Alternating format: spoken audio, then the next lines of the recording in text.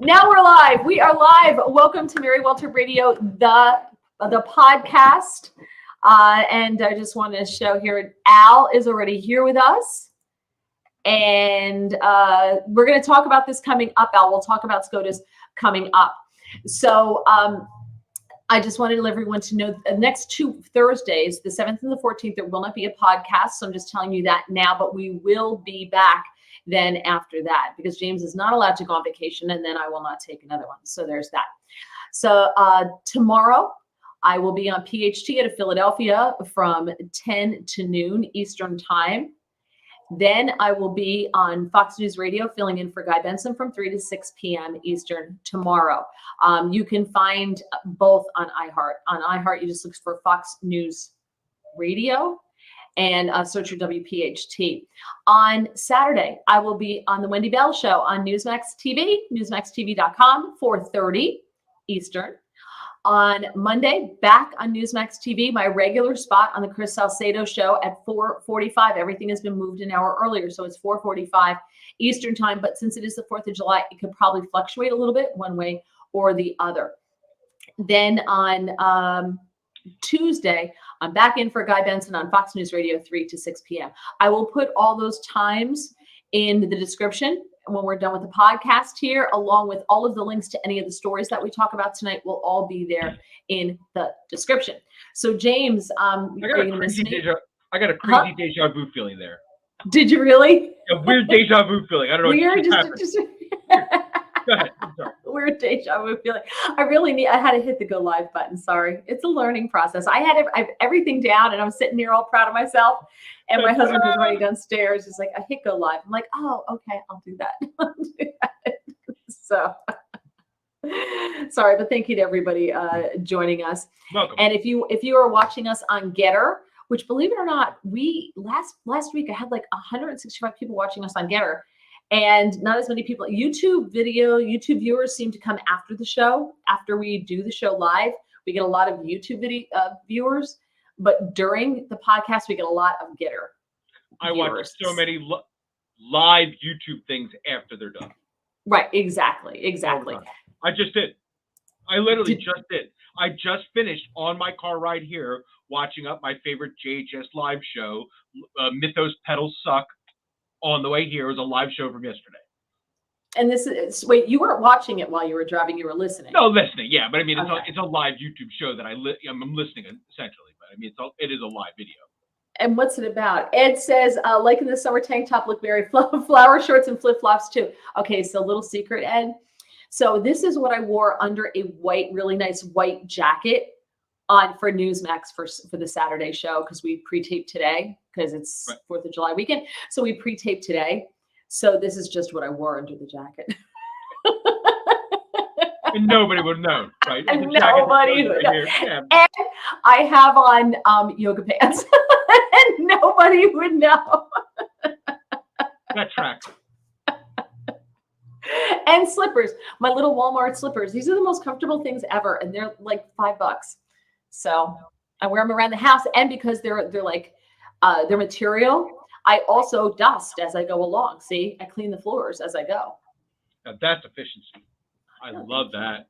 Thank you. And I was telling James, I did my arms and abs, but you still get this thing here. And even though I have triceps under that, I don't know how you get rid of that other than like surgery. Like, you could have it surgically removed. Like if I hold it up, it looks great, right? Yeah. But you have to have that like surgically removed. You could do that, but then you end up with a line under your arm, like from here to here. Yeah, I'm gonna have breast reduction surgery done. I get you. Maybe we can get a twofer at the plastic surgeon. I know a guy. Good. Yeah. So just tell everybody very clearly, just so you know, people coming up is laughing. Just people, listen to me, people. Just so you know, coming up, we are going to discuss January 6th. There's some January 6th, just some incredible stories that I just want to share with you that no one is reporting, and you should be scared out of your pajamas knowing that this is happening. We're also going to talk about the cost of your 4th of July barbecue this year compared to last year, and what's happening in San Francisco because people keep peeing on stuff. And then Yeah. This is a real problem in San Francisco. People keep peeing on stuff, and it's apparently a problem. We should probably be more worried about that than January 6th, right? Shouldn't we be? Well, no. I mean, the reality of the world. I mean, real problems with homeless people and the way we deal with these people and how we can't help them because the laws and the problems in that society. And, you know, again, how many times do I have to say it? I'm not a fan of Trump, but do we really think he was part of a giant overthrow with the farthest right people in society creating a massive to wanting to become king of America? I mean, I don't like the guy, but that's a pretty far throw. Yeah, it is, but it's not about finding the truth. We're going to talk about that as well. We're also going to talk about the Supreme Court handing the Biden administration a victory today about remain in Mexico. So there's a lot on the plate, and you are welcome to leave your comments. I will get to them ASAP.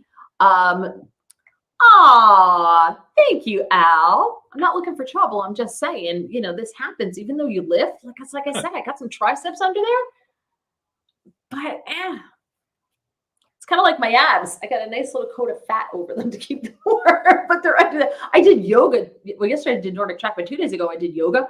My abs are killing me because there's a lot of planking in yoga, and there's a lot of that chaturanga stuff and all that, and my abs were killing me all day. That's why I go to a stretching place. That's what them to stretch me out. Oh, is that what they do? Yeah, I go to a place called Stretch Zone. I love them. They literally just stretch me out right out of its way. I don't have to sit on some thing and let a yogi take me through all kind of, you know, funny You positions. could do that at home for free, you know. I know, but this is so much better. All right. Okay. Do you have your Patriot lights up? Have a happy 4th. Thank you, Ron. No, but my husband was going to put a bunting back here for me, and we forgot. So it would be all patriotic, and we forgot to do it. So it won't be on my Newsmax thing either. Well, all right. Maybe we'll do it for the 4th of July on Newsmax on Monday. So forgot about it. Hey says, let's go, Brandon. Okay, hey, let's go. Yeah, let's go far away.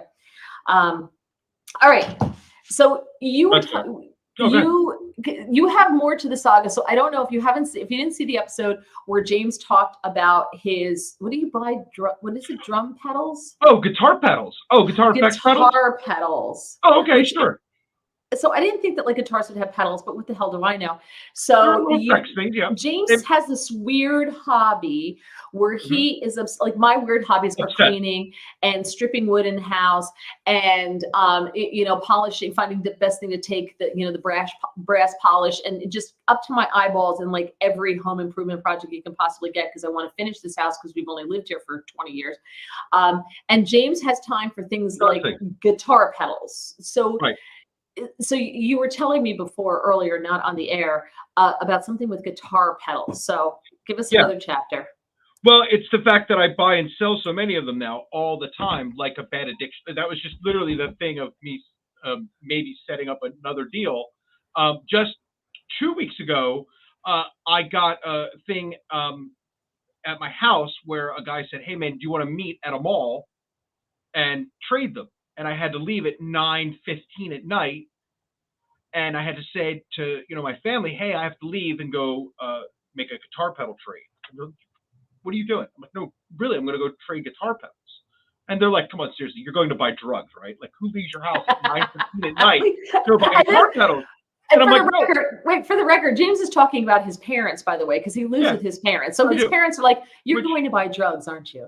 Right. And they're in their 70s. And I'm like, "No, really." And I had to show them the Facebook Marketplace. And this all sounds sketchy, but we're friend of friends and people we know. It's a very close circuit, so we're in the same town. I mean, we know people. So, I mean, we literally pulled in. I live in Cherry Hill, New Jersey. I know National. So, I mean, I live in a town and we have a mall.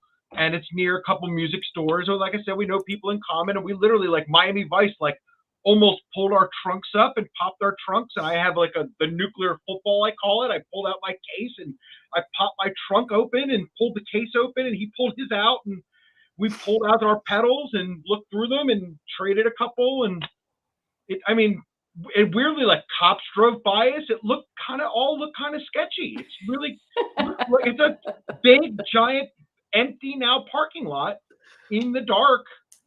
Yeah, they say you should. $30 thing. It's not even $1 million thing. This is it's called a Digitech hot rod. I mean, it's $30. It wasn't even this is a $1 billion one. What did you buy it for? So, I watch a lot of things about collecting. The reason I collect them, some of them is to flip them and make money, and some of them is for the project I do, for the people I do. I have the unique, what I call unique circuits, the ones my friends won't have, so that I can, better serve the people that sometimes pay me to do production. So I have the more unique items. How much did you buy it for? This one, 30. So you bought it for 30 and sold it for 30. This one I bought for 30 and kept because it's unique and very inexpensive. So I don't have to find rare things that are collectible all the time. But sometimes I just find unique things that I can keep and put in my bag that'll help me down the road. So I don't understand. Did you buy something or sell something? Which did you buy or sell? What happened? I bought something and then we traded something. So I had a pedal he wanted for something I wanted, and we traded that with even Steven. The one I traded, that I sold. Okay. So all I'm going to say is that one of these days we're going to find the story and you're going to have everything stolen from you, and you're going to come tell me about how the guy stole everything and including your car, and you had to walk home. So I'm waiting for that story because they tell you do this in the parking lot of a police station. You never do it in the parking lot of a closed mall at 9 o'clock at night. Every time it's ever been with somebody I don't know, it's always been like you're saying at a police station. I actually do agree with you. This is the only time I ever do it because, again, we knew people in common. Like, I almost know this guy. You know what I mean? Like, all right. We've cut, like, the band he's in, I know people. Like, it'd be pretty hard for the drummer of the band and a guy I know, the guitar player, to rob me. But you're 100% right. That's incredibly good advice. And I do that. So I'm reading a comment here from Ed, because you can't see the Gettr comments online. No, so I'm reading a comment from Ed here, and Ed's hilarious. He says, "This story has a bad sexual undertone." Quote, "He pulled out his, I pulled out mine in the parking lot." Yeah. There's almost a foot under the door comment coming somewhere. Yeah. But here's the difference: is if you're from New Jersey, you know that only happens in the truck stops. In the truck stop. Oh yeah. Right? In the restaurant. Oh, in the rest stop with the foot under the door. Yeah. We had a former governor who used to hook up in the rest stops in gay trysts, even though he was married. Remember him? Oh yeah. Governor, I'm a gay American, McGreevy. Yeah, it was New Jersey's. It was one of our finest moments. Yeah. He was a lot lizard. Oh my God. And yeah, we have lot lizards in New Jersey. It's a great place. Al, I go armed. We live in New Jersey. You can't do that. Well, you're about to be able to, actually. True. You are. Yep. The McGreevy special. Ed says, yes, the McGreevy special. Yeah, we should be able to soon, although New York is seeing where they can restrict everything. So, all right, let's talk a little bit about the this January 6th committee stuff. And there's some just some interesting stories that I found. So let's start with the Casey Hutchinson thing. Like, the chick, she raised her hand and she said, well, somebody told somebody who told me, and that's what we're sitting here under oath. And this committee is a fact-finding committee. Even Judge Judy won't let you give hearsay. Right. Like, even Judge Judy, I'm not a lawyer, but I watch Judge Judy, and I know Judge Judy says, no, is that person here? Nope. Can't say it. Hearsay. And off they go. Right. Like, she makes you sit down. That's it. Right. Hearsay. Getting all Italian with my hands here. And so this woman, not only was it secondhand, it was third-hand information. And it's just to go to show that these people aren't serious at all about finding the truth. They had already interviewed the Secret Service members that she had named and the guy who she claims told her the information. But their testimonies weren't public. Theirs were private and they were recorded, but the committee won't release their recordings, won't release their recorded testimonies, right? Because they don't want you to know.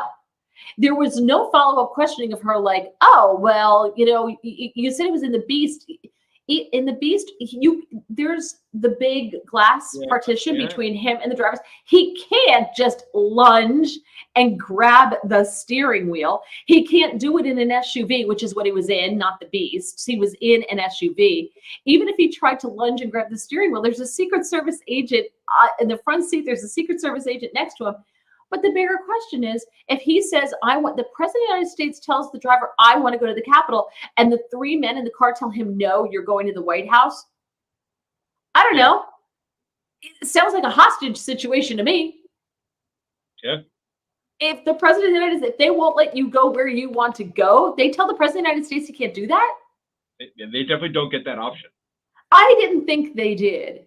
Yeah. And now they want to come forward and they want to testify again and make it public. But shockingly, so what the committee did is they recessed. We're done. Then they have a special emergency hearing because they have new information, new bombshell testimony, which is third level hearsay.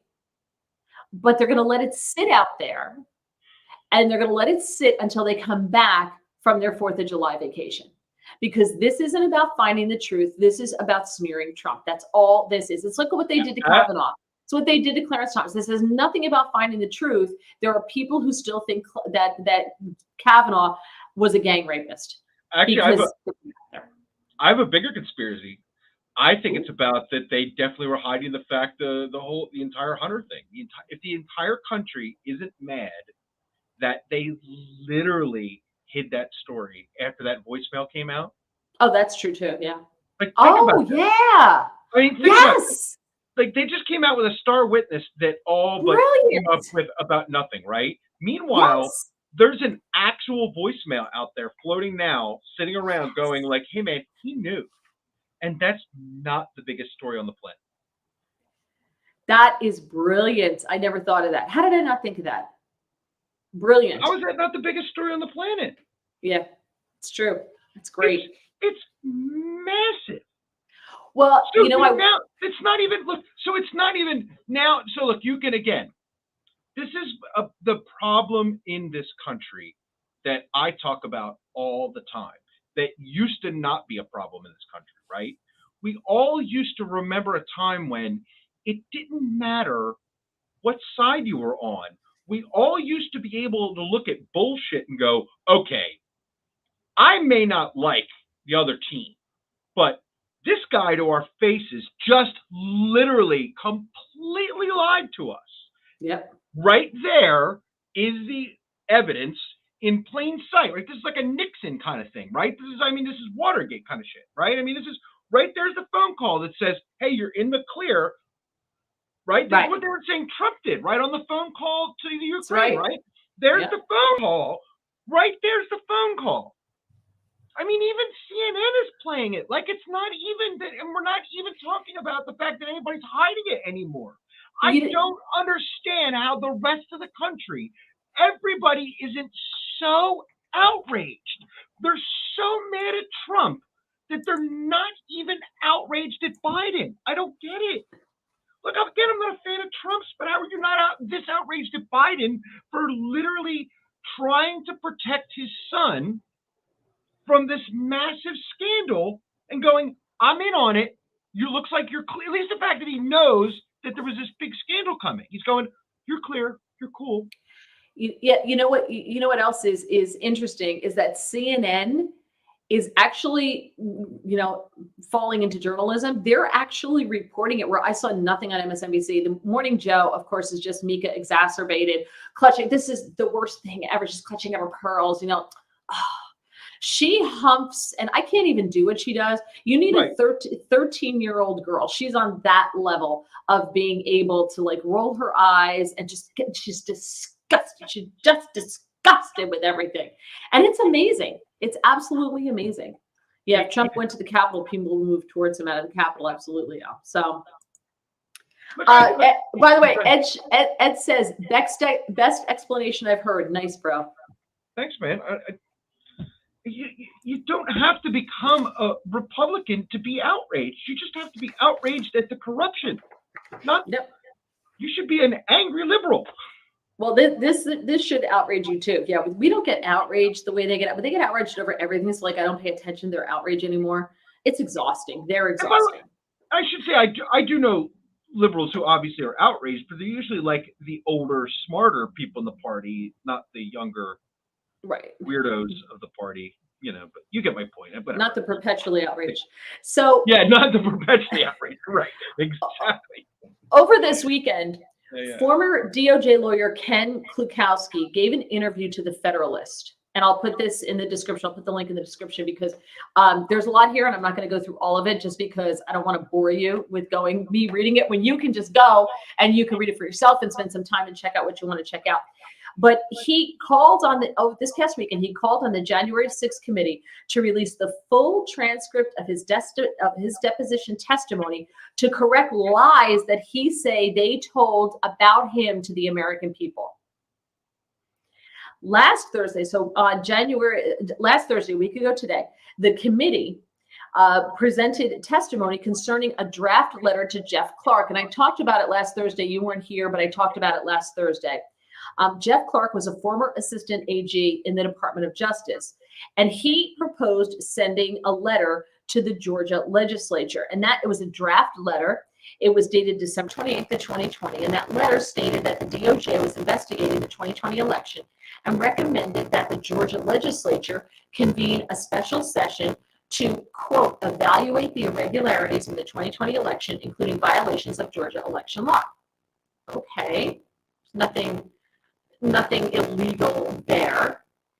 And, quote, determine whether those violations show which candidate for president won the most legal votes in the November 3rd election. Okay, I want to know that. I want to know if there were shenanigans, what happened. I think we have the right to know that. I'm not saying I don't expect them to rip Joe Biden out of the White House, but I want to know what happened. The draft letter then suggested that the General Assembly could appoint an alternative set of electors based on its findings. Okay, nothing wrong there. The draft, the IT department's come downstairs. What's the matter? I'm fuzzy. You guys change this. Are you communicating verbal? Verbally? Yeah. Oh, I'm verbally garbly. You are starting to garble. He's right. Oh, I am? Yeah, now I'm starting to catch up. Yeah. Okay, so hold on. I'll be right back. Hang on. So don't go anywhere. Got it. You talk, Okay. entertain. I know you have a hard time with that. Ed says Mika is dumb as a can of paint. I'll be back. That's funny, Ed. Yeah, look, of course we deserve to know, but, I don't have any faith in government. Checking in as the libertarian here. So it's no thing for me. Not that I've ever thought, under any administration that we ever got the truth. So there was no expectation that we were going to get any truth. Now, I'm sure, everybody agrees there that government isn't in the business of giving us truth. We're not going to get it now. We're definitely not going to get it. We're not going to get any truth out of this January 6th committee at all. It's not set up for that. Obviously, there's two Republicans there, right? I think it's only two. Liz Cheney and I can't think of the second one. That's how unremarkable it is. But whatever. There's no truth's going to come from this. It's a big distraction. It's not probably not directly exactly just to hide, what Biden's doing with Hunter, but certainly, they're going to throw anything they can at keeping you misdirected at what's going on. Certainly, they're going to hide the fact that we're, knocking a World War III store, and that's certainly out there, right? That the Ukraine situation is not going away. The fact that Russia's, eating up the southern Ukraine and knocking on eastern Ukraine is not helping. Also looking at a couple of other properties in the currently in the European Union is not good. That's not great for our situation with trigger warnings, for NATO not being good. So that's a situation I'm sure they don't want us paying a lot of attention to. We just established a base in Poland. We've got two more of those great previously neutral countries now entering NATO. All of this is not going to, go well for Russia. Russia, although oil's up for them, their economy is tanking, and they're burning through military equipment.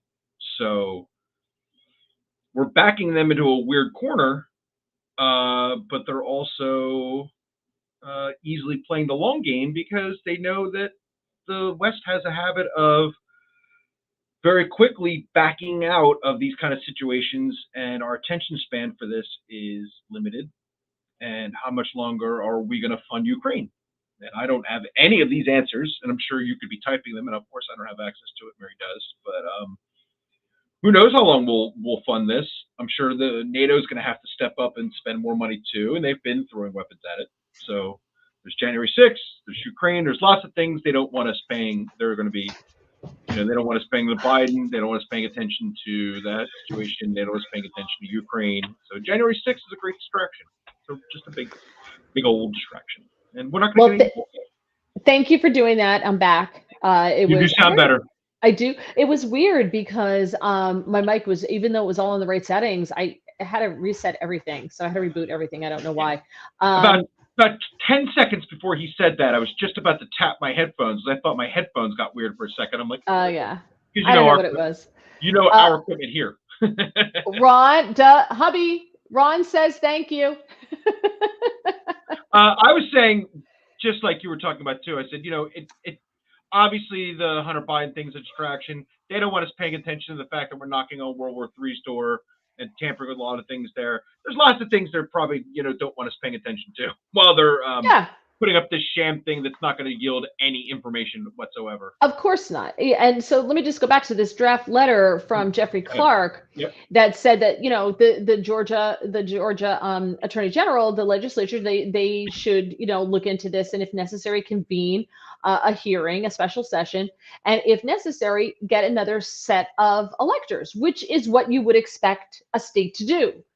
There's nothing in that letter that is horrifying or illegal. Now, the left is like, oh my God, can you believe that? He was going to overturn the election. He was advocating the overthrow of the election. And make it, I can't believe it. He's a dictator. Joe was comparing Donald Trump to Mussolini, which I thought was a nice twist from the whole Hitler comparison, because that's the usual. He went Mussolini, which I thought was, a little different. So I give him that. Yeah. So now the draft, it's a draft letter. It was never sent. How many draft letters are done in our government, in the for the Oval Office or the head of DHS or whomever, and they never go anywhere because someone looks at them and says, you can't do that. And that's it. And that's the end of it. It wasn't sent anywhere. The signature lines included spaces for Clark, Jeff Clark, who did the draft letter, Acting Attorney General Jeffrey Rosen, Acting Deputy General Richard Donahue. But when Clark pitched the idea of sending the letter to Georgia officials, Rosen and Donahue said no, because it's not the department's role to suggest or dictate to state legislatures how they should select their electors, right? Now, Democrats would have done this wholeheartedly to a Democrat state. Democrats would have said, this is what you should do. And they would say, well, we still left it up to them, but no big deal.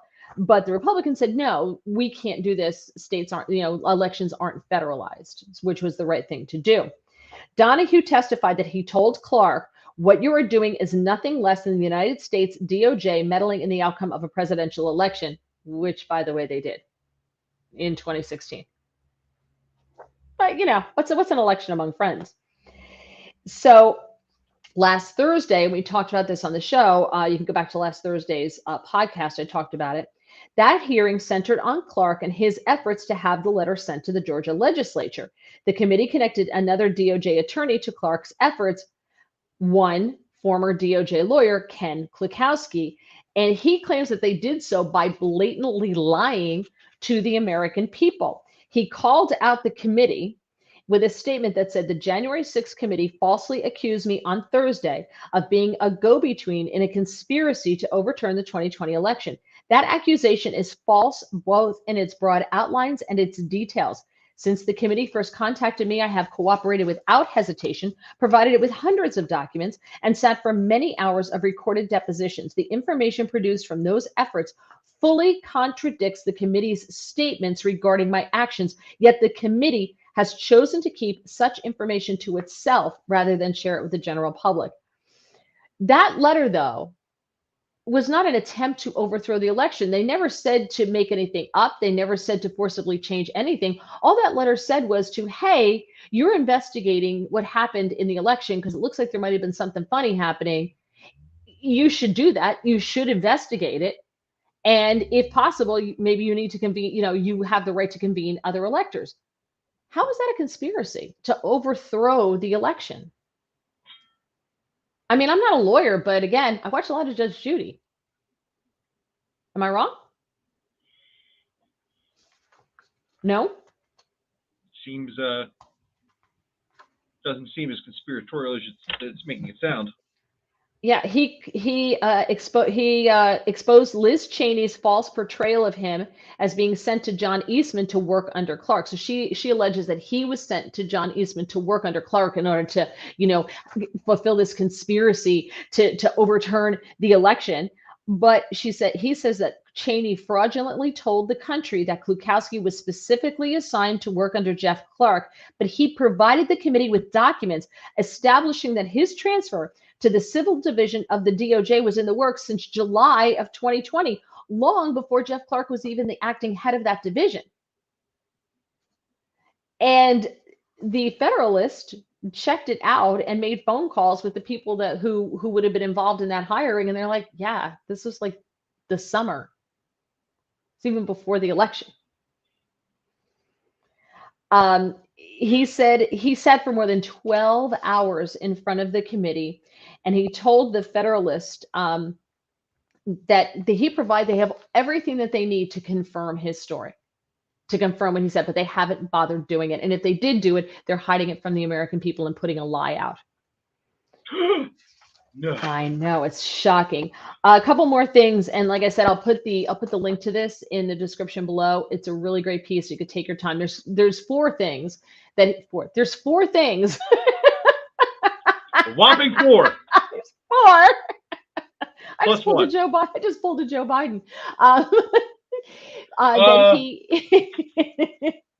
That he is accusing the committee of lying about. He says the January 6th investigation is all about attacking mid-level and senior staff. Oh, the person who says who was in charge of the hiring said that the January 6th investigation is all about attacking mid-level and senior staff like Ken to ensure that we don't have a farm team in 24, no matter who the president is. This isn't about truth, but about making it impossible for conservatives to successfully enter and leave government.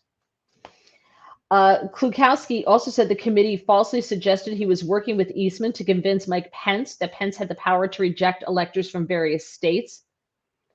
So what? So what if they were trying to convince him of that? Is that a crime? People can try to convince you of anything. That doesn't make it a crime, does it? Doesn't make it a conspiracy. You could tell somebody, oh yeah, you could rob that bank. This is all you got to do. Blah, blah, blah, blah. Just because you urge someone to jump out of a tree, I don't know. I don't know. Maybe I'm totally wrong here. Maybe because we were kids, if somebody urged you to jump out of a tree and you jumped out of a tree, your mother would look at you and go, well, you're an idiot. Why'd you jump out of the tree? Right? Yeah. There's a little leeway there. Yeah. I think you're good. Klukowski says he never briefed or advised Vice President Pence or his staff regarding any member, including the 2020 election or the January 6th joint session of Congress, and any outside suggestion that he did so was not made with my involvement. So, and then it goes on. There's this whole section called A Mountain of Lies, where he goes into all of the things that he says the January 6th committee is lying about when it comes to him. I would love to see him sue them. That would make me so happy. This story will really bother you, James. I think this is it bothers me too, because this has to do with the vet and the January 6th committee. So listen, a lot of people went to Washington, D.C. A lot of people wound up getting caught up in this whole dragnet of, this person's face because they were inside the Capitol taking pictures. But there is someone that, at least one story that I saw, because they're not reporting any of this, got off because he was luckily videotaping himself on the way in, and there is a Capitol police officer holding the door open for him. Right? And so his lawyer's like, they didn't tell him not to go in. They're holding the door open for them. How is that illegally entering? Sure. When the Capitol Police was like, come on in. Sure. And this guy got off. But Good. Unfortunately, a lot of people don't have the money for an attorney to pay for this. And that's what this is about. They're hoping you just plead guilty, because then they're going to tell you can never own a firearm. So they're disarming people and taking that right away from the American public because they don't have the money for a lawyer. So in an unsigned letter, nobody had the guts to sign this letter from the VA. It's dated June 13th, and it appears to originate from the Director Regional Office. This letter was sent to a couple, Angel and Kenneth Harrelson, And this letter notified them that the administration, quote, received information from the United States Department of Justice. This is the VA, was contacted by the DOJ. And they notified them that Kenneth had been, quote, indicted and charged with seditious conspiracy. The letter further said that pursuant to code, blah, blah, blah, blah, forfeiture for subversive activities. After receiving notice of an indictment for the above offense, the VA must suspend payment of gratuitous benefits pending disposition of the criminal proceedings. If convicted, gratuitous benefits are forfeited automatically from and after the date of the offense. The date of the offense is January 6, 2021. Based on the above information, the VA further informed the Harrelsons that they, quote, propose to suspend their compensation benefits effective September 1st of this year, which is the first day of the month following a 60-day due process period. So giving them 60 days to figure it out. The letter went on to say, if you are subsequently acquitted of this charge, payments can be resumed from the date of suspension if otherwise in order. If you are convicted, benefits will be retroactively terminated effective January 5th, 2021, or the date preceding the offense or the date from your award commenced, whichever is later. Now, according to this code that they cited, any individual who is convicted of any offense listed in subsection B of the section shall and have no right to a gratuitous benefits under laws administered, blah, blah, blah, blah, blah. Convicted. He hasn't been convicted. He's been indicted and charged and has been sitting in prison for over 400 days with no trial date set yet. He has not been convicted. But nobody signed the letter. So his wife is now on an endless loop of phone calls and emails trying to figure out what the hell is going on. So the DOJ is going out of its way to notify the VA to suspend veterans' benefits in order to punish them for being at the Capitol on January 6th.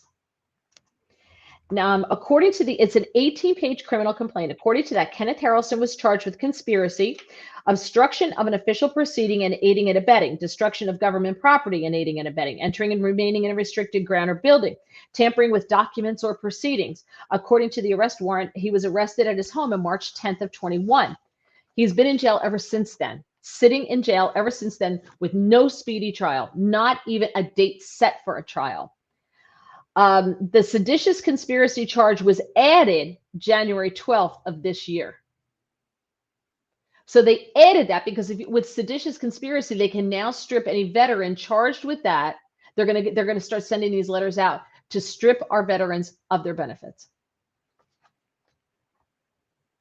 It's disgusting. And what does he have claimed to have done? Or what did he do? In theory? In theory, he entered the Capitol.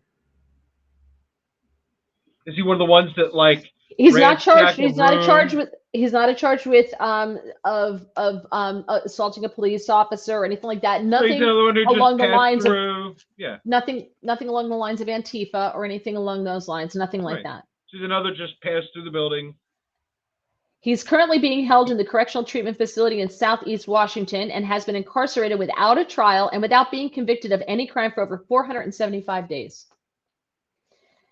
Page 2 of the letter explains that if convicted, the change in his benefits may mean that the VA paid too much, in which case they will send another letter letting them know if the changes go through, and if so, the VA's Debt Management Center will send a letter explaining how much that they've been overpaid and how his wife has to repay this money. Now, Louis Gohmert's involved in this. Louis Gohmert is one of the few people on Capitol Hill who is actually getting involved in all of this January 6th stuff, and I'm very sorry to see him leave. And this should be every single Republican out there. It should be every congressman and woman, regardless of party, but it's not, because the Democrats love this because they're trying to scare people away from supporting Donald Trump. But he told the Epic Times that he said, even after most of the Democrats in the House of Representatives obstructed an official session of Congress in June of 2016, at that time, none of us were saying these people have got to be put in jail. We just wanted to be able to go back into session in the majority, but when they have power, obstructing an official session of Congress, which is worse is the worst charge many of the January 6ers were charged with. We see the left wanting to bury them, take away their benefits, destroy their lives. And not only their lives, they want to destroy their homes and their children's lives. This is an evil, toxic atmosphere when these type of people are in control of so much of the federal government. And what he's referring to is remember the Pulse shooting that happened in the nightclub in Orlando on June 12th? Remember that? Okay. After that, following that, members of the House Democrat caucus staged a pre-planned, well-organized protest sit-in on the House floor. I remember that. You remember they were all sitting on the floor and someone photoshopped binkies in all their mouths?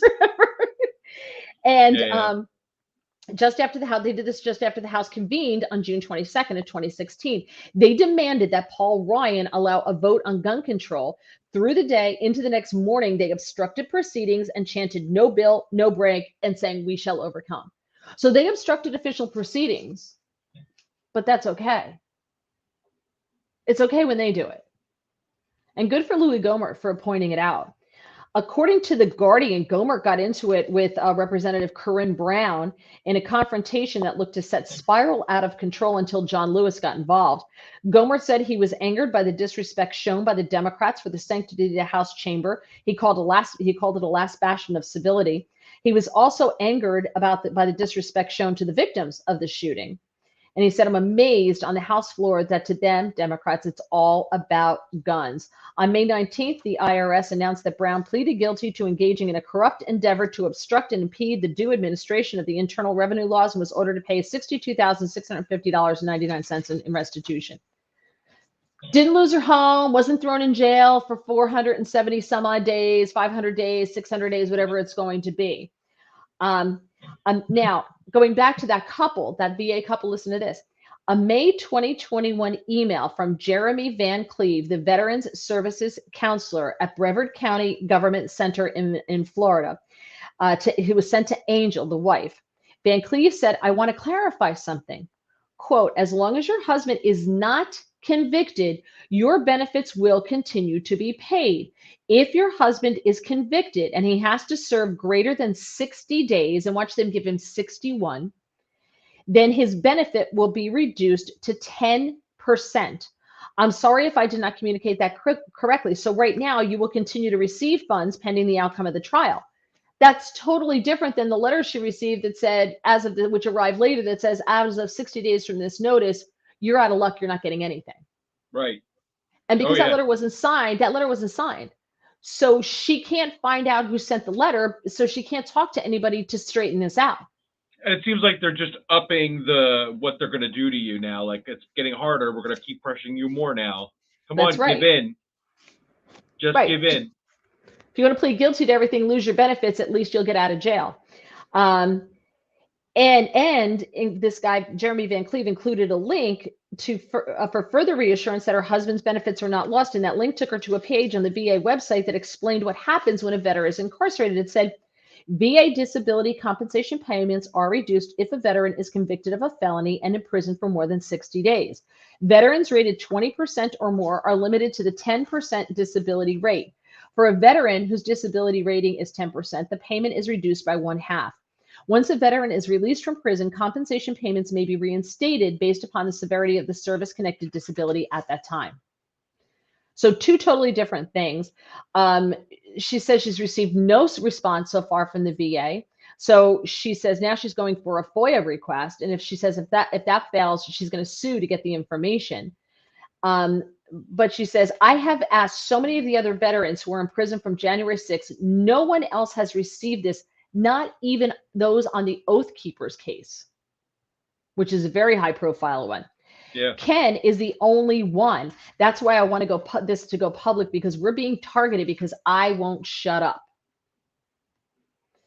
In the meantime, she has less than 60 days to make a plan. So she's putting the house up for sale because she doesn't know if she's going to be able to pay for it. I don't want to go into foreclosure because that's going to ruin our credit. We'll be able to do something later. I have to pay for another storage unit because the one I have isn't going to be enough. I'm going to lose this truck. I have to sell that. There's nothing I can do about it because if I don't sell, we're going to be homeless. And she has kids. So this is what they do. They break you and then they go and tell him, guess what? Your family doesn't have any place to live. They're homeless. They're on the streets. This is third world country crap right here. look, I'm just going to cite the most other recent example of something completely bonkers happening, and there is nothing we can do about it. Jeffrey Epstein died in a prison cell. I mean, under the most ludicrous circumstances on the planet, right? And it just happened, and they went, "Oh, somebody fell asleep and I don't know, he snoozed or something." I don't know. And then like a few weeks later, it was just over, right? Like, I mean, Yep. at the end of the day, like you said, like third world stuff happens, More and more. right? And it just happens, and then it just happens. Yep. Remember what I she just is- said? By the way, I didn't want to stop Yeah, you go for a ahead. second. What did I just say a minute ago? Let's backtrack. We heard a phone call with the President of the United States saying, "Yeah, you're in the clear," Yep. and the country is not ripping things down off walls. They're not going, "Hey, I've had it. You can't do this anymore." We just heard the president. Can you imagine if somebody had done that in the 60s? Can you imagine if somebody Or had done that 70s? 4 years ago? 4 years ago, if that was Don Jr. and Donald Trump, can you even imagine? Even 10 years ago, even 20. I mean, keep gauging it under number of years. Yep. Like, what would have happened in the world? And look at how far we've come. Yep. Right. I agree. We are a banana republic. She has set up a Give, Send, Go account. And she said she just praised the guy who's the attorney for several of their January 6th defendants and prisoners. We talked about him. His name's Joseph McBride. He said that Harrelson is entitled to his benefits. He's merely been accused of a crime. And the idea that he's going to be stripped of his military medical benefits is without a question a violation of his due process rights. It's a disgrace. It's an absolute disgrace. He's accused and presumed innocent until proven guilty, and his family is certainly innocent. All of this is horribly horrific. And Louis Gohmert made a note of how the VA letter was unsigned. And Louis Gohmert says this. This is why Louis Gohmert is my absolute favorite. I am heartbroken that he's leaving Congress. He said, somebody knew what they were doing when they sent that letter without a signature, without a name. That's the kind of hiding behind a federal position you get when you have evil, abusive, vindictive people in federal employment. They knew what they were doing when they sent that without a signature and without a name on it. That should make them feel a little more Kafkaesque, just anonymously charging people. Hopefully, we can clean up the government and get rid of people who are abusing their positions and doing so vindictively, like whoever sent this letter. They weren't even following the law. They're abusing the law, abusing their position, and hiding behind anonymity. These are the kind of people who need to be gone from federal employment. And what's going to happen is this woman's going to sell her home. She's going to sell her husband's truck. She's not going to have a place to live. And then they go, oh, sorry, didn't mean to send that. Our bad. Oh, well, too bad. Sorry. And that's that. And nobody's going to be punished. Ed says, just tell him to identify as an illegal alien. He'll get better and unlimited benefits. It's absolutely true. Scott's here too. Scott says hi. They want an uprising to militarize the homeland. Yeah, they do. I don't think Al's that far off there. Okay, and one more January 6th story. This comes out of Texas, and it involves a retired couple, Laura DeWolf and Daryl Kennemer. So Laura, L-O-R-A, DeWolf and Daryl Kennemer. So they're retired. So they're probably like in their 60s, right? They live on 7 acres in Texas, and the Epic Times is a great source for these stories.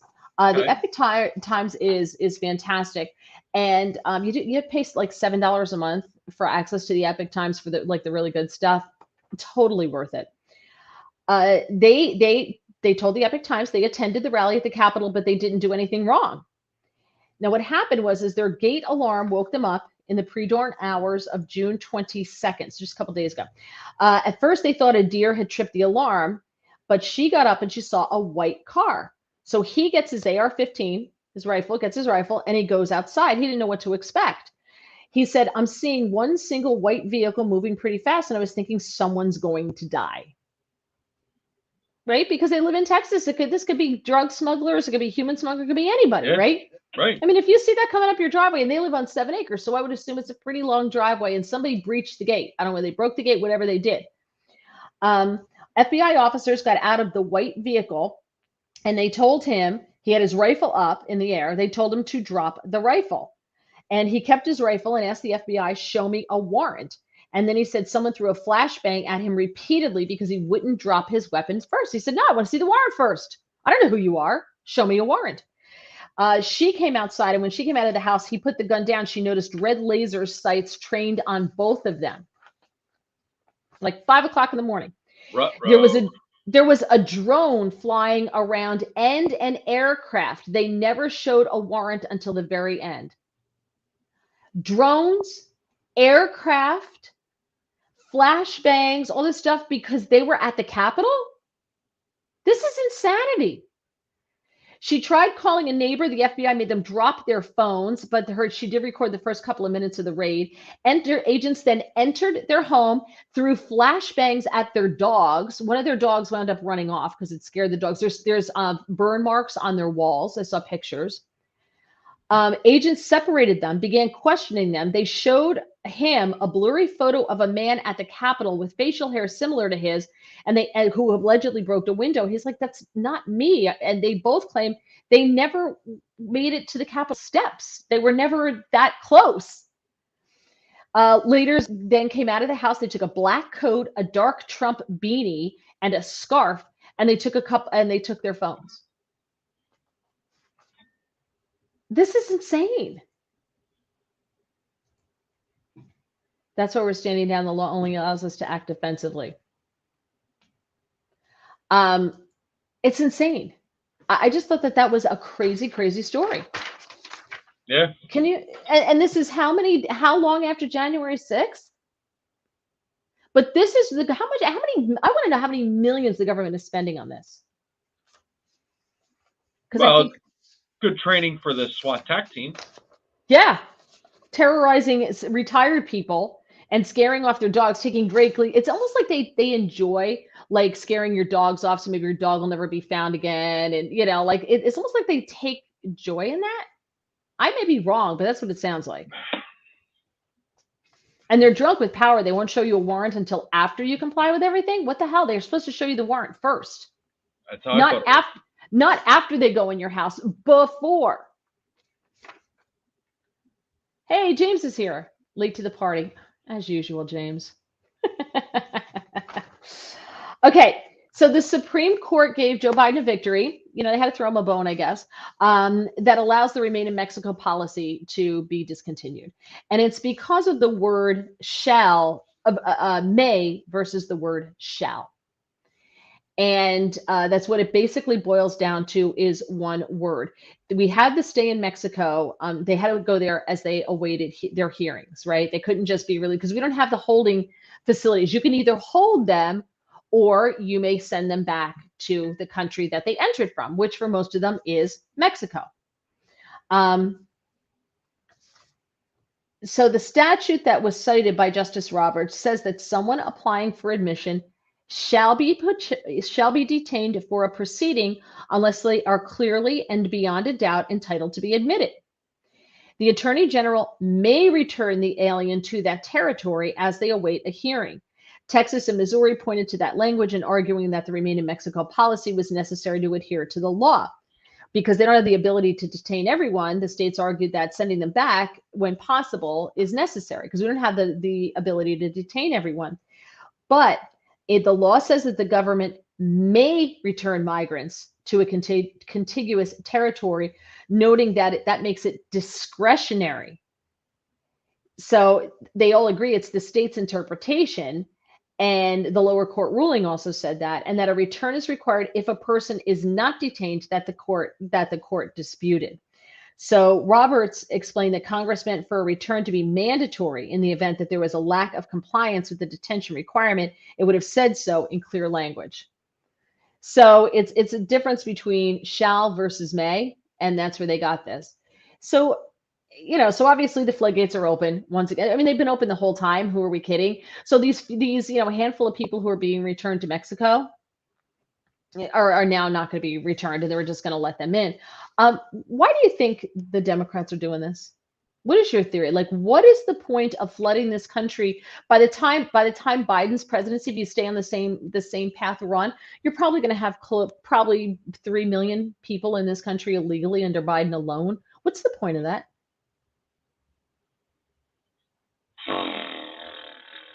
Revolutionaries? Is that what you think? Is that where we're bringing all the? There are enough unaccompanied minors. They're not now going to to fill- vote. They're not. Are they not going to vote? Because do you honestly Maybe. think? Do you honestly think that those 3 million people, whether they've been here a day or they've been here 3 years, are going to be sent back to from whence they came? Oh, they're not going back. They're going to join the No, workforce. So they're here forever. Oh yeah, they're here. I'm definitely here. I don't think they're going to bother voting. You think they're going to bother voting? Well, what are you going to do with them? Because we're going to get the song and dance we're getting now. Their kids go to college, but they can't get a job because they're not here legally. What are we supposed to do? We're stuck in limbo, and the children are like, "This is the only home we've ever known. I don't even speak Oh. Spanish or Chinese or Oh. whatever." And so then you got to make them citizens. And then so what do? Because you got to give them legal status. And with the Democrats will be like, not just legal status, they have to be citizens. They should be able to participate in every aspect of American life. And then what do? They reward mommy and daddy with chain migration and make their parents who are illegal. We give them citizenship. We make them legal, and they bring over their aunts, uncles, cousins, this one, that one, and everybody else. And so they do vote, and they're so grateful to the Democrats that the Democrats think they're going to vote Democrat. And this is how they stay in power from now until eternity. My bad. I'm sorry. I thought you meant short term. You meant long game. Sure, more voters. Sure.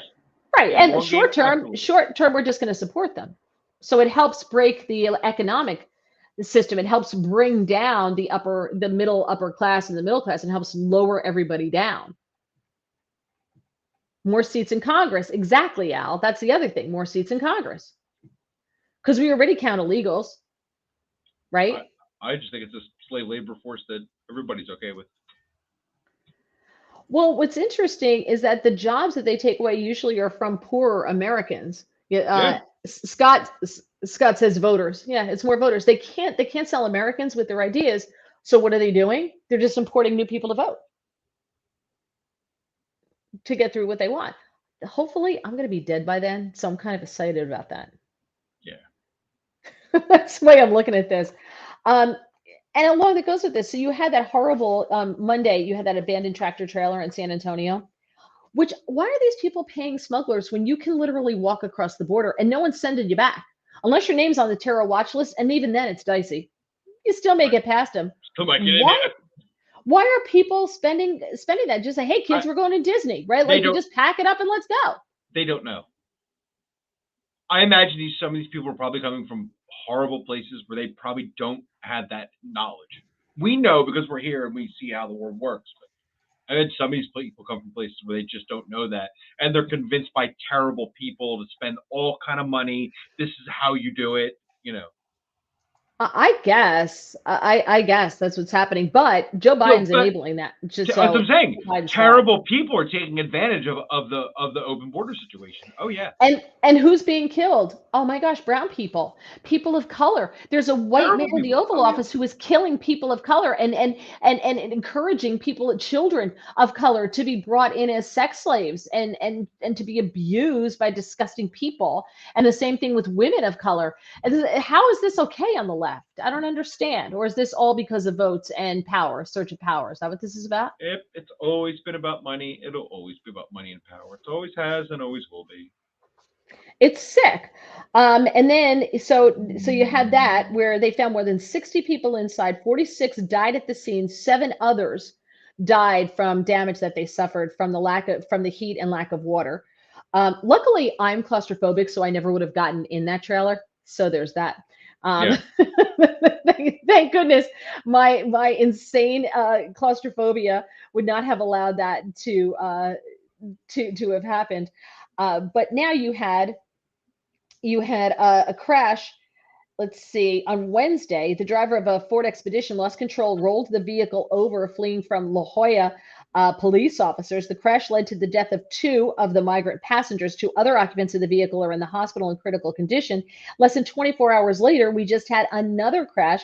Smugglers were attempting to avoid arrest, and 4 migrants died, 2 others in critical condition. They were driving a Jeep. The Jeep was being driven by a suspected human smuggler, and the Border Patrol agents attempted to stop the suspected human smuggler near Encinal, Texas this morning. The driver failed to yield, so a pursuit happened. The pursuit ended when the driver crashed into the rear of a tractor trailer. because that'll stop Horrible. you. That'll stop you. The driver died. He was a U.S. citizen. Isn't that great? Americans doing the jobs nobody else wants to do. Yep. Taking the jobs away from immigrants. Look at that. The result: four of the passengers were dead. Driver was taken to an area hospital in critical condition and did not survive. Police found documents in the vehicle identifying one as a Venezuelan national. The others have yet to be established. And it's all happening under Joe Biden's watch and the Democrats, but they don't care. They don't care that brown people are dying. And then you've got people in California, but this fentanyl that's coming across the border, and millions and millions and millions, hundreds of millions of Americans are dying from fentanyl, mostly young people. It's the number one killer of people between, 18 and 49 or 18 and 47, something like that. You had a man in California, 60-year-old, who was arrested yesterday. He was charged by officials with one felony count of selling and transporting a controlled substance and several felony counts of possession with intent to sell. Highway patrol officers found 4 kilos of fentanyl in Alfonso Gomez Santana's vehicle during a traffic stop. They searched his house. They found 20 more kilos of fentanyl, several $1,000s of fentanyl pills, and 122 grams of methamphetamines. And he's pleaded not guilty. Some dude, I don't know, just put it in my house. Random. Right. Just showed up. That's fentanyl. This man possessed enough fentanyl to kill 12 million people. Yeah. It's ruined. It's ruined street drugs. I've had my 20s, let's just say. So I can be some authoritative here on a conversation. Yes. There used to be a myth in this universe. Mary knows from my life with time with our show on Life of Mary Walter. So we've had a few chats about my 20s. Let's just say there used to be a myth in the universe of like the who laced the drugs, and that was a relative myth, right? That didn't happen. Nobody laced your weed or even laced your cocaine or whatever. None of that ever happened, right? But heroin and fentanyl is a real thing, and now fentanyl in anything like people's marijuana vape pens or in cocaine or ecstasy or your street Xanax is a 100% real thing and makes anybody who's like what I call a when in Rome drug user should be incredibly nervous. Yes. And incredibly scared because fentanyl is incredibly scary, and having older people I know, that's what I call like the when in Rome people, like the guys say like, oh, I only do a little blow like once a year on New Year's or whatever, like the kind of thing you really could die from. Yeah. Because you don't see it coming. You think like that myth about things being laced never happens, but now it's really true. Like 20 kilograms of fentanyl, holy crap. Yeah, enough to kill 12 million people. If he's found guilty, guess how much time he's going to do in California? He could do maximum sentence. Oh, no. Guess. What? 3 years? 80 months. Oh! He could kill 12 million people. 80 months. That's it. And then you have those other two, Jose Zendejas and Benito Madrigal, 25 and 19 respectively. They were arrested during a traffic stop in last Friday in California. They discovered more than 150,000 pills worth an estimated $750,000 inside their vehicle. They were booked on charges of possession, transportation, and sale of illegal drugs. 150,000 fentanyl pills. Jeez. Okay. They were released from custody on their own recognizance just days later. They're never going to be seen again. They're never going to be seen again. Never. They let them out on their own recognizance, because they're such fine, upstanding young men. They're model citizens. But yet that other guy, the vet who was in the Capitol on January 6th, didn't assault a police officer, didn't do anything like the protesters in Antifa have done in Portland and Seattle, didn't set up an autonomous zone or anything like that. 475 days in prison so far. I did the math on how much gas it would cost me to drive to California, right? And then just smash the window at a Guitar Center, steal a $5,000 drum set, and then drive back. And I think I would win. I could get away with it. Nobody would chase me. You can't chase people That's anymore. true. I could just drive across country at this point, just smash and grab at a Guitar Center and somewhere in LA, or Oregon, right? Any of those states now that are super liberal, Seattle, right? Just go smash and grab one and then turn around and drive home. What's that? They did it in James. They I know. did it to a jewelry store in Woodbridge, New Jersey. It's come here. You don't have to drive that far. Yeah, but I know everybody around here. I can't do it in my own state. All right, so go to North Jersey. Not that I'm saying you should commit a crime, because you won't do it. I know you, No. because I would never speak to you again. No, But look, of James course is not. right. I mean, like, Imagine the bonkers mentality we live in, that you would OR a person like this.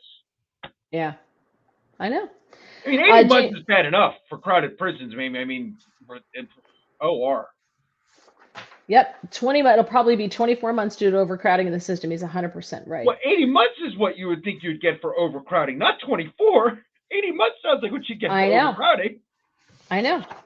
I know. What are we doing? It's crazy.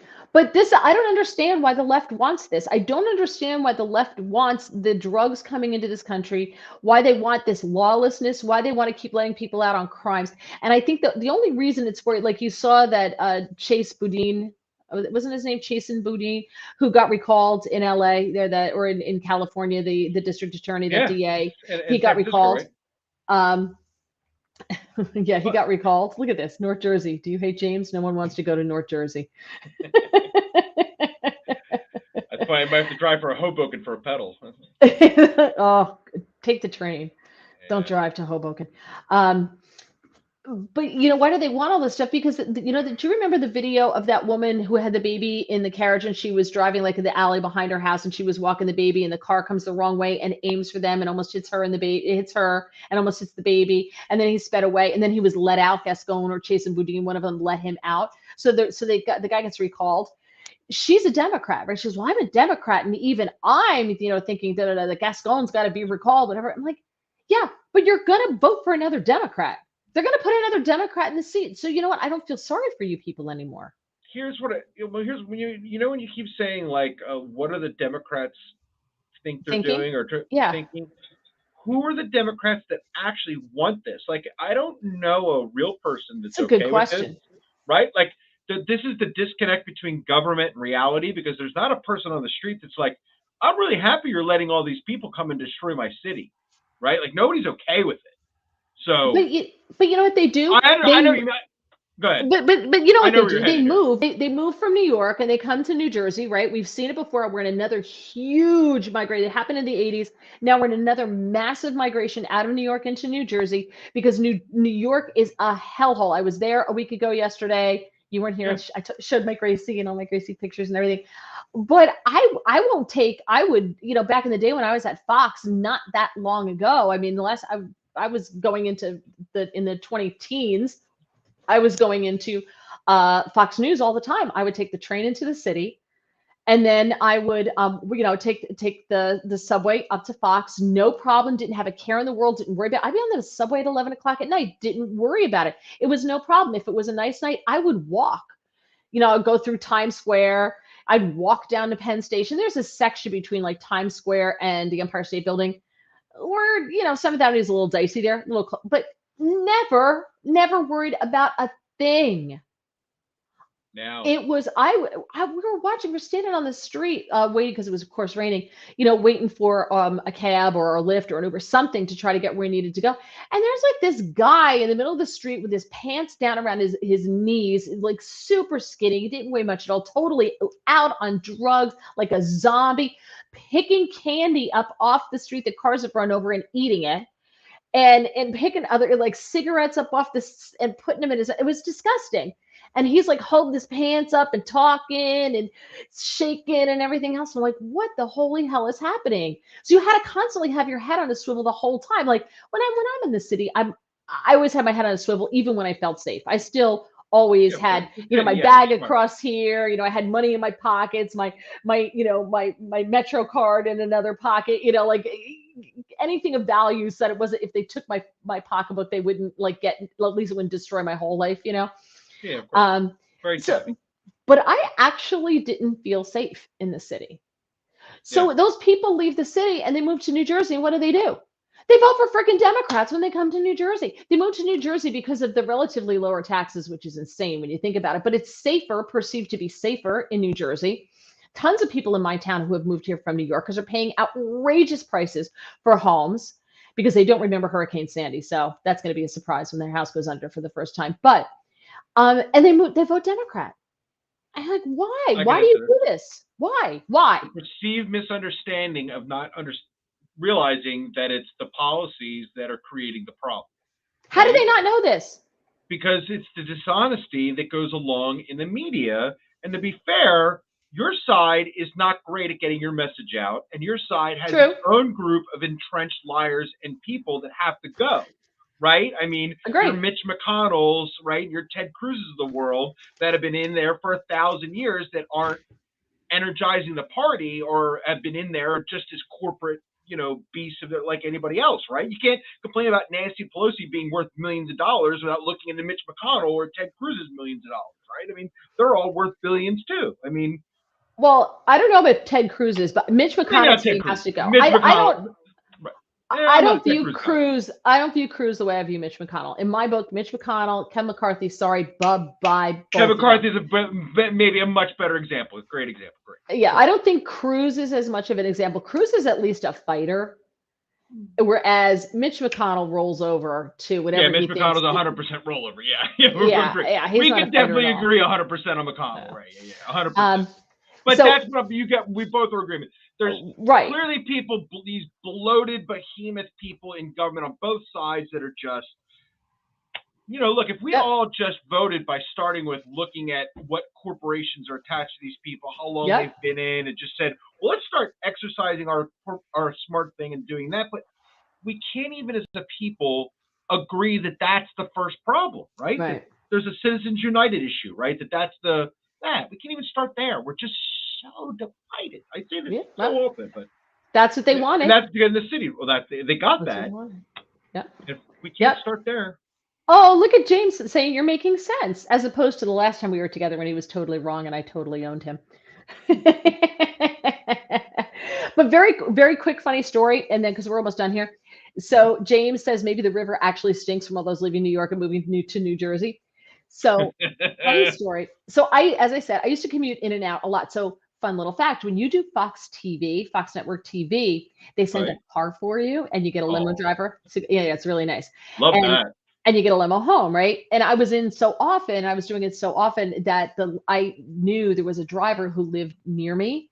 And so I had his cell number. So I would text him and give him my car, like the request, and tell him to pick up the request. And then he would pick me up, take me into the city. That was his drive in.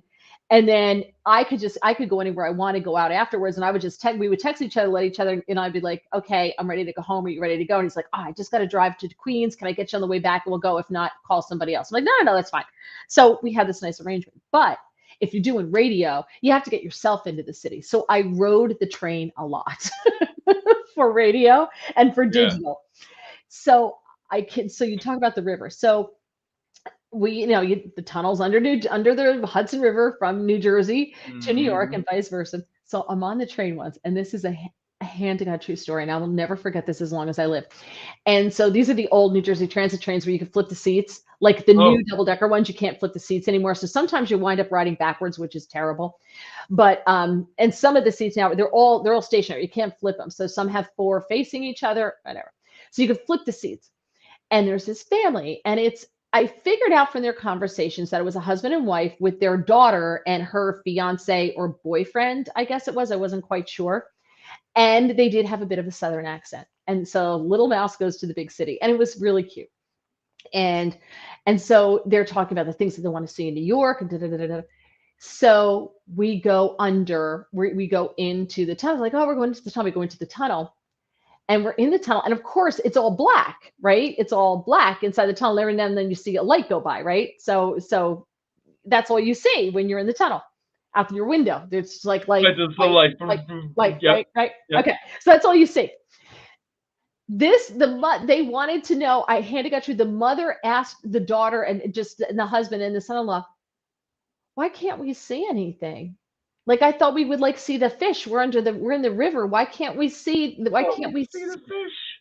She couldn't understand why she couldn't see the fish. Like, I guess she thought it was like a Disney ride where you would be able to see. And I'm like, in the Hudson River, you'd see bodies floating by. What do you mean? Or did she think the train was like a sub?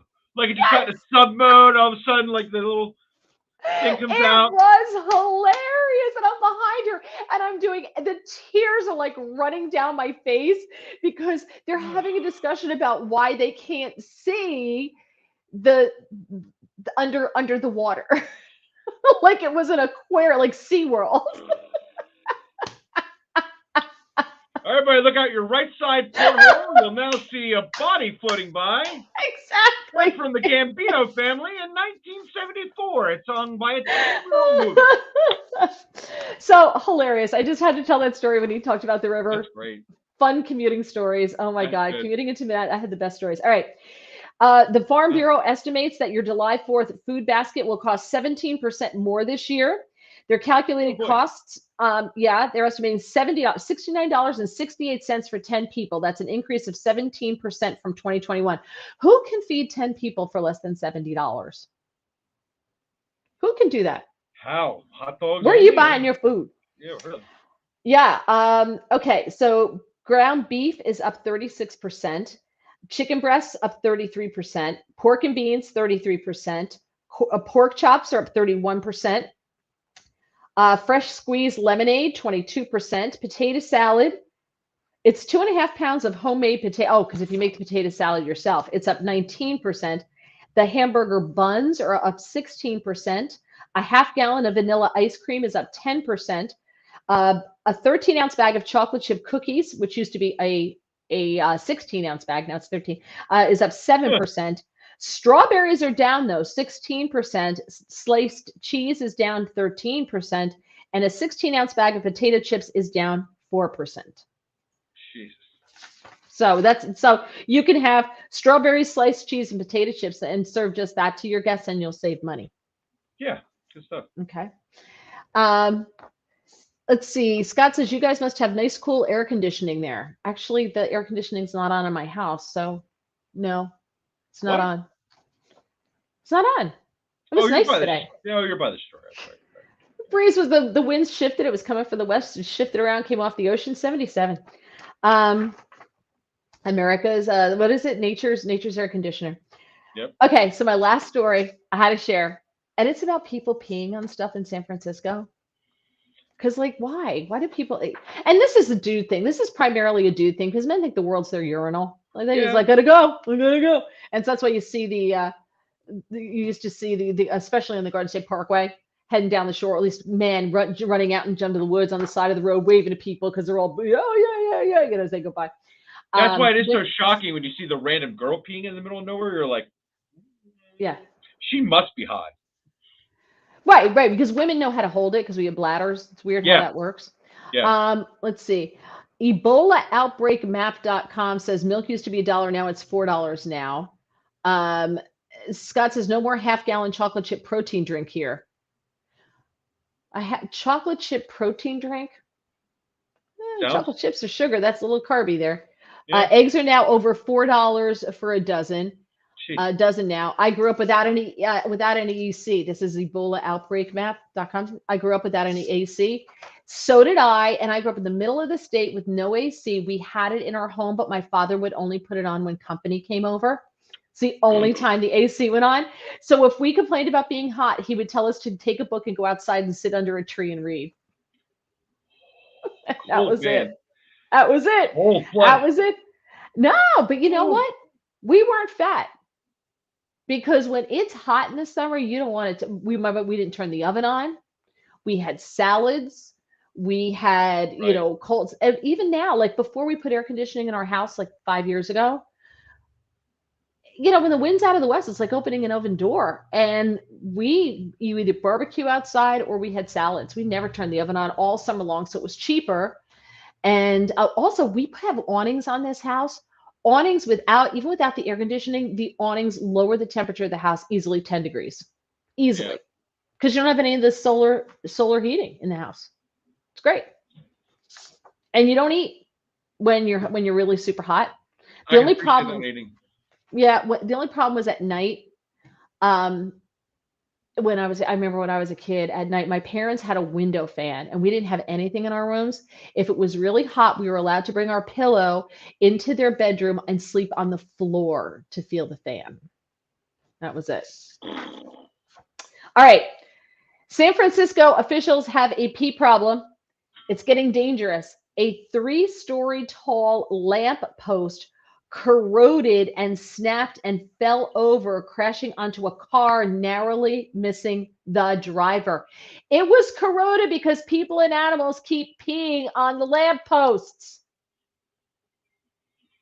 Oh God, are they gonna have to erect dope peace signs? Well, no, San Francisco has an entire group of people that they pay over 6 figures to go around and hose down the urine and to scoop up the human feces in the streets. They pay them 6 figures for this? Yes, you should move. I'm thinking that's not the worst job. Put on a little hazmat suit and you roam around and you scoop human poop off the streets. But I would think the neighborhoods you have to go into are kind of dicey, but maybe not in San Francisco. Can you imagine being a homeowner and there's people peeing on your door all the time? Can you imagine that, what that does to your door? And you got to constantly be cleaning it. Hey, I gotta go take a leak. I'll just be a minute. Yeah. They knock first? I mean, what's the etiquette there? Probably there is no etiquette. Always slept in the basement in the summer. Yes, always slept in the basement. We never slept in the basement. So you talk about peeing on the door. So we have a fox. Speaking of peeing on the door. So we have like the big old doors to the house. You've seen all our big old doors. And then we have each of the doors has a big screen door that was made, and it's wood, and we have like glass in them in the winter and screen in the summer. What a way to confuse all the dogs walking by. Yeah. Okay. So we have that, and in the winter, in the summer, we don't put the screen in the bottom because the cats will scratch it, and so it's good. So we keep the glass in the bottom. So about a week ago, the cats are like all over the door. They're sniffing, all 3 of them. And usually they don't get that close together. They fight. So they're all sniffing. So my husband gets down and he looks at the door and you could see a pee mark on the outside of the glass and this pee that came down, right? And it was still kind of wet. So he goes, so we figure he looks at the height of it and we realize it's not a cat. It's our resident fox. Oh, red fox? Yes, we have fox all over the place because they imported them into Sandy Hook because they had when it was a military base, they had a big rabbit problem there. And I think there's still some military out there. I think Coast Guard's still there. So they brought fox in to take care of the rabbit problem. Well, now there's no more rabbits in Sandy Hook, so the fox have dispersed, and so they're in our yard all the time. They come up to the steps. They're all over the place, right? You see them on the road, they're on the beach, they're everywhere, right? Yep. And they do get hit on the road sometimes too. So the fox peed on the door. So my husband cleaned the glass and part of the wood with like a bleach combination, but you got to be careful in the wood because you don't want to bleach the wood out, right? So you don't want to damage that. 2 nights later, he comes home from work that day. He goes, "You're never going to believe it." I'm like, "What?" He goes, "Son of a bitch fox up the game." I'm like, "What happened?" He goes, "I go to work this morning. He pooped on the steps." He's like, "Mine." I'm just letting you know. I'm like, "Well, how do you know it was fox poop?" He goes, "Well, it wasn't cat poop." So it was still there, like, and so I had to go online to find out what fox scat looks like, and then go outside to identify it. You're like an investigator out there. You're like, This is my life. This is what I do with my time. These are the things we have to deal with. So now, so we got rid of the poop. He hasn't pooped or peed on the door since, but now he pooped on the back porch. Yeah, that's his spot now. He's in your area. He's his little home. He's hiding back in your area. No. So now I was trying to figure out how to get rid of him. And let's see. Scott says coyotes are the dangerous ones. No, I'm thinking he's going to become a stole. Little fox stole. But short of that, lure him in, start feeding him, and then one day. No, I'm not going to do that. No, stop it. So feed him, make a friend. So we were at our local bar and we were talking about this, and the local bar wisdom is, you have to get bobcat piss in order to repel the fox. So now I said to my husband, I'm like, could we please film going into Home Depot and asking some poor man in an orange vest where I can find bobcat piss to see if they have it. And if not, we have there's a website where you can order pee from like pretty much every animal, and it comes in pellets, and you just put it around in order to. I can't wait to see what happens after your Google search is bobcat pee. Yep. Your Google history from then on is going to be so screwed. The ads that you're going to start seeing are just going to be crazy weird. Oh yeah, you're going to screw up your Google. You better go dark on that search. Well, we use DuckDuckGo. We don't use Google. But James, Hoboken is actually James here. I don't know if you could see what he wrote, but James A said, send those foxes into Hoboken. Maybe they'll clean the area up. Hoboken's actually really nice now. Hoboken went down, and now Hoboken's actually really nice and pricey now. So, I missed the downside. Oh yeah, a total downside. Yeah. I haven't been forever. A live trap. Al, I'm not trapping. We had an entire muskrat relocation program because our town actually employs a muskrat hunter full time. And he was so backed up when we had our muskrat problem that we just had a muskrat in fine Jersey fashion, a relocation program.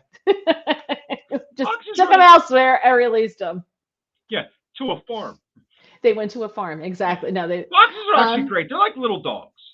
They're actually very cute little animals. They have claws that are like this. They are, but they're not mean.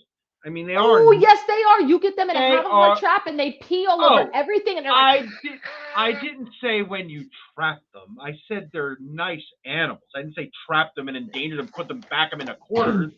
But they are like little dogs. I mean, they're wild animals. I'm not saying approach them and trench them. And they are little dogs. Their general demeanor, though, is of a friendlier temperament. They are not generally mean, vicious animals that are out to kill you. Yeah, no, but they eat anything that's underground. So like they'll eat organic flowers, terrible. It's like we used to have a huge woodchuck. I don't know where the woodchuck went. Woodchuck went somewhere, but he ain't we didn't kill him, but he ain't in our backyard anymore. I don't know where he went. Ron, I only see raccoons and opossums. Oh, we've got, believe it or not, at the shore, the Jersey Shore, we had deer. A mama and a baby come across our camera one night, and now we got the fox. So I'm just saying, if you and please do not take my advice.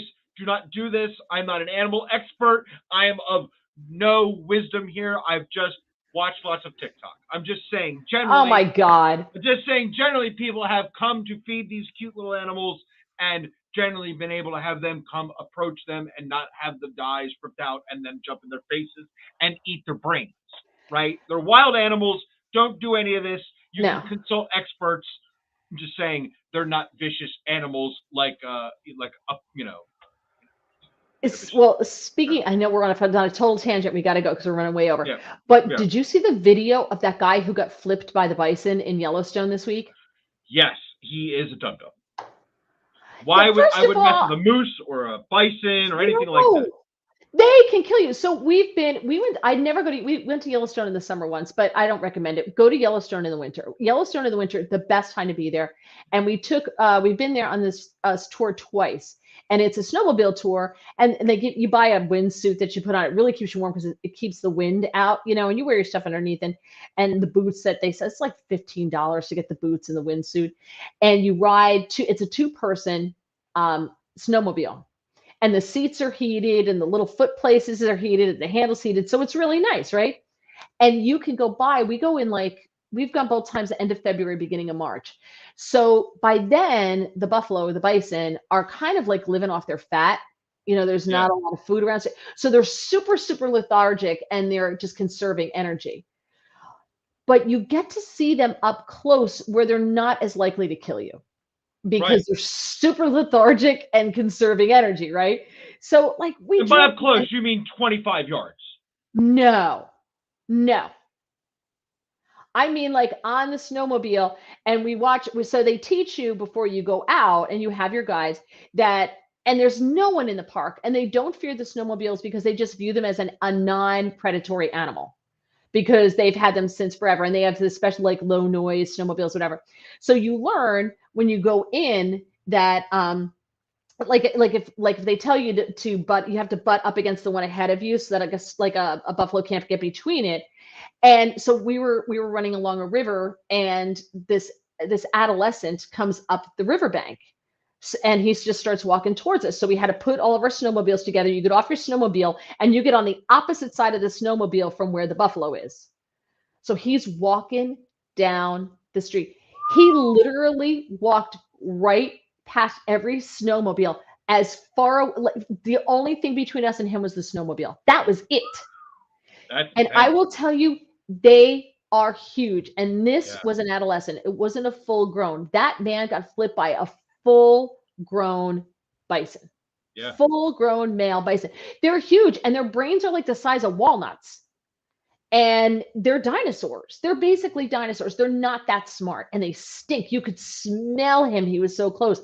And so when you're on the snowmobile, they also will lay on the road, especially like in March where it's kind of melted, and stuff. They'll lay on the road for the heat, and they absorb the heat from the asphalt, right? So we would run, you would see an entire herd that's just laying in the street, and you just go right past them. You could reach out and touch them, but you don't, because you don't want to get killed. And if there's a family, if there's a herd coming down the street, you just pull your snowmobile over to the side, and they literally walk right by you. It's insane. It's insane. But for the summer, these people were on the boardwalk, which is where you're supposed to be. But if you see a buffalo or a bison coming towards you, you're supposed to go in the opposite direction. You don't get closer to them. Like, oh, look, here comes a kitty. No, that's not what happens. And they had a baby with them. They had a toddler with them. So dumb. Yeah. It's just, it's crazy. Good thing bison aren't pooping. Yeah. Yeah. He's got a very valid point. Yeah. When Al says bison could jump 6 foot. Yes, and they could run faster than a human. Yep. And they can run for a much longer time than a human can. Try staring down a bull elk from about 40 feet while it tries to figure out what the hell you are. Yeah, elk are another one, but the moose are the other. Moose are crazy dangerous. They will stomp you to death. That's like friends who live in Montana, when they go biking or they go hiking or they go running or anything, they're always armed because of the moose. They can flip your car. Yeah. They can you're honking a moose, they'll flip your car. When I was in the Rocky Mountain National Park in Colorado with my buddy, he's like, look, man, I'd be more afraid of moose than I'd be afraid of a bear. Yeah. He goes, because a moose will literally, like, its way of being afraid of you is just charging right at you and rolling right over you, and it doesn't think anything about you and can kill you without blinking. A bear, and they just stomp you. Right. They stomp you into the ground. Yep. Right. A bear might be afraid of you other than when you like go at its cubs, like a mother bear toward its cubs. Right. But I mean, you got some leeway with bears, but you don't have any leeway with a moose.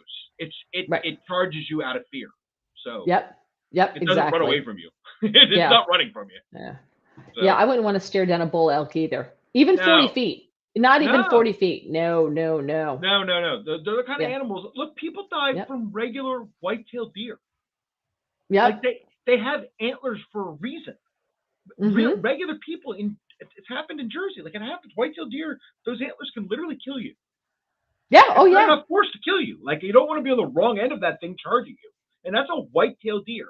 Now you're talking about a bull elk that's 150, 200 pounds heavier. Then you move up the bison, and now you're moving up the moose. Any way you look at it, these are big, big animals. And those people are those. Scott says they have bison jerky at Trader Joe's. He said, I'm glad somebody told me about a moose because I really didn't know. I don't know. How often do you run into moose? Unless nowhere you live here. In not around here. Unless you live in or maybe like Maine or, Montana, Idaho, maybe the Dakota. You got to be out in those areas. You got to go north and over.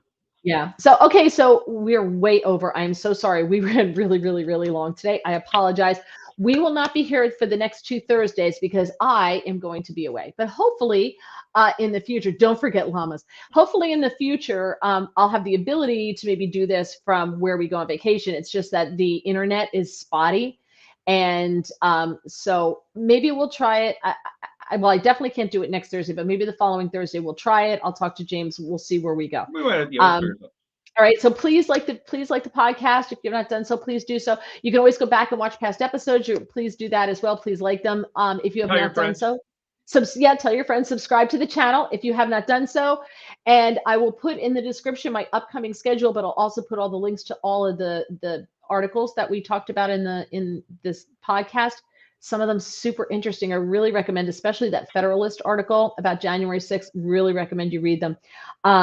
So tomorrow, just very quickly, 10 to noon Eastern time, I will be on WPHT out of Philadelphia. You can go to pht.com, or you can look for it on iHeart or TuneIn. I'm sure the station will be there.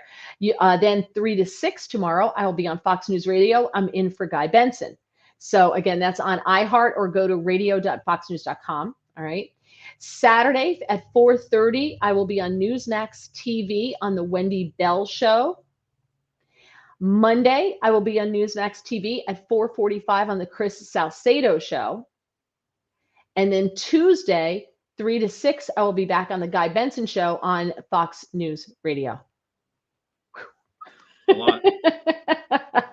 So very busy. Love you too, Al. Love everybody. Thank you so much, everybody, for joining us. I appreciate your patience with us going over. Thank you. James, my work husband. What is that? Find these. I want more of these. See I those? don't even know what the hell it is. Those are effects pedals. I want more of Yeah. them. How about you save your money for? How about you save your money for retirement? Save your money for retirement. I want to retire with those.